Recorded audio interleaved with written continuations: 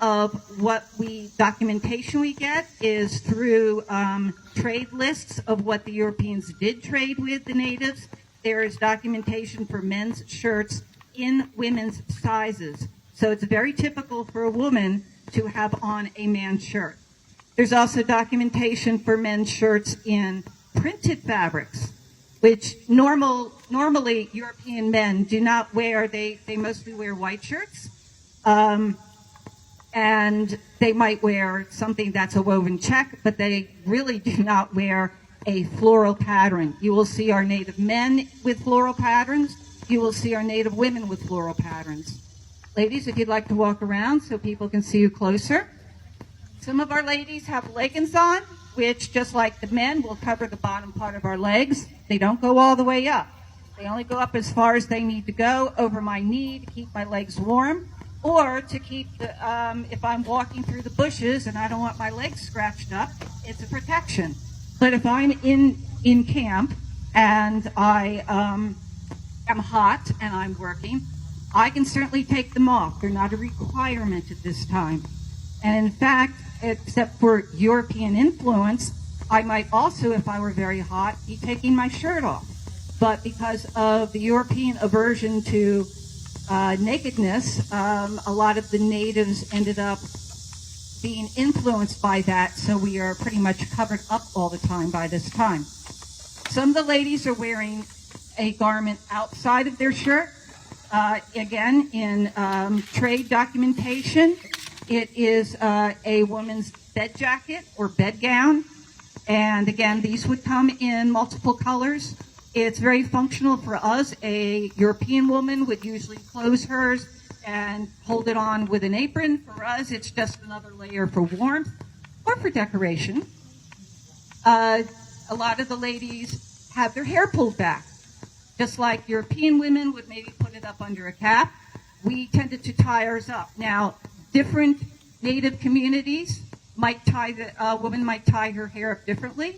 It's just like as if a French person in the 18th century would be a little different from a English person, a little different from a German person. They'd have small changes of culture, but in general, everything is pretty much the same over the different cultures. So the same thing with the natives. There were differences in the different native communities, but in general, we pretty much adopted what you're seeing here. Our wrap skirts are essentially just that, a piece of cloth that's wrapped around and tied on, and that protected the lower half. And it's again, a very functional garment.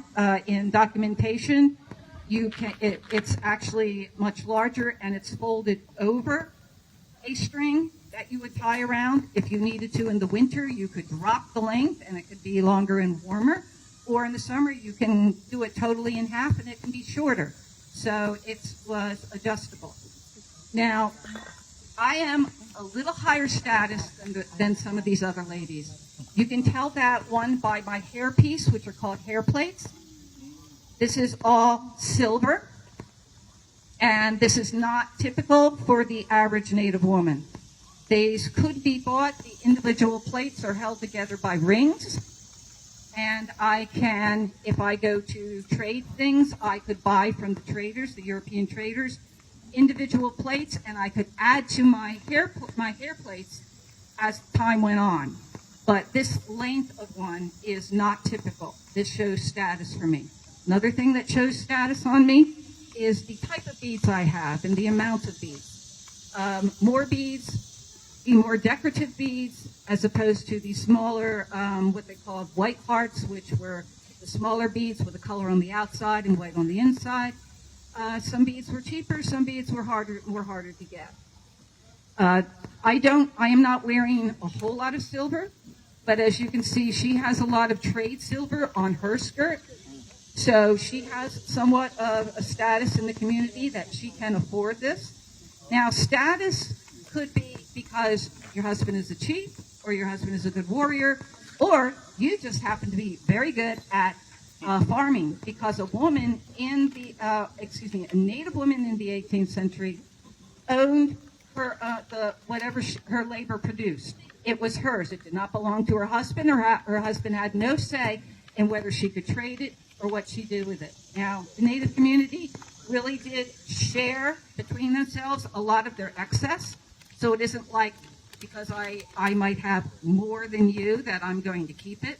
No, I would very much give out the extra that I had. But if I had even more, I might go to take it and trade it for my bling. So, does anybody have any questions for the Native women?